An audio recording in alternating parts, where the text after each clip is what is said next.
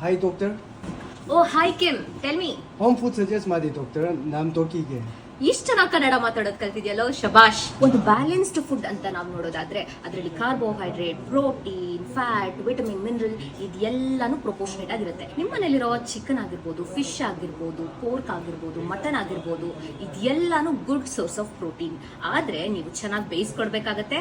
ಉಪ್ಪು, ಖಾರ, ಹುಳಿ ಇದೆಲ್ಲಾನು ಹಾಕದೆ, ಎಣ್ಣೆ ಹಾಕದೆ ನೀವು ಪ್ರಿಪೇರ್ ಮಾಡಬೇಕಾಗತ್ತೆ. ಹಾಗೆ ಮೂಳೆಗಳನ್ನ ಸೆಪರೇಟ್ ಮಾಡಬೇಕಾಗತ್ತೆ.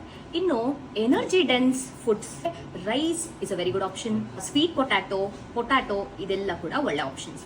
ಹಾಗೆ ಫ್ಯಾಟ್ ಅಂಶ ನಿಂಪೆಟ್ಟಿಗೆ ಈ ಗೀಯಿಂದ ಆಗಿರ್ಬೋದು, ಕರ್ಡ್ ಇಂದ ಆಗಿರ್ಬೋದು ನೀವು ಪ್ರೊವೈಡ್ ಮಾಡಬಹುದು.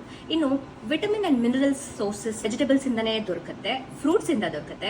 ಅಷ್ಟೇ ಅಲ್ಲದೆ ನೀವು ಒಮ್ಮೊಮ್ಮೆ ಸಪ್ಲಿಮೆಂಟ್ಸ್ ಆಗಿ ಕೊಡಬೇಕಾಗುತ್ತೆ. ಫೈಬರ್ ರಿಚ್ ಡಯಟ್ ಅಂತ ನೋಡೋದಾದ್ರೆ vegetables are very good option. ಅದರಲ್ಲಿ carrot, beans, cucumber, these are fantastic options. ಇನ್ನು ನಿಮ್ಗೆ ಏನಾದರೂ ಡೌಟ್ ಇತ್ತು ಅಂದ್ರೆ ನನಗೆ ಕಿಮ್ಗೆ ಕೇಳೋದನ್ನ ಮರಿಬೇಡಿ.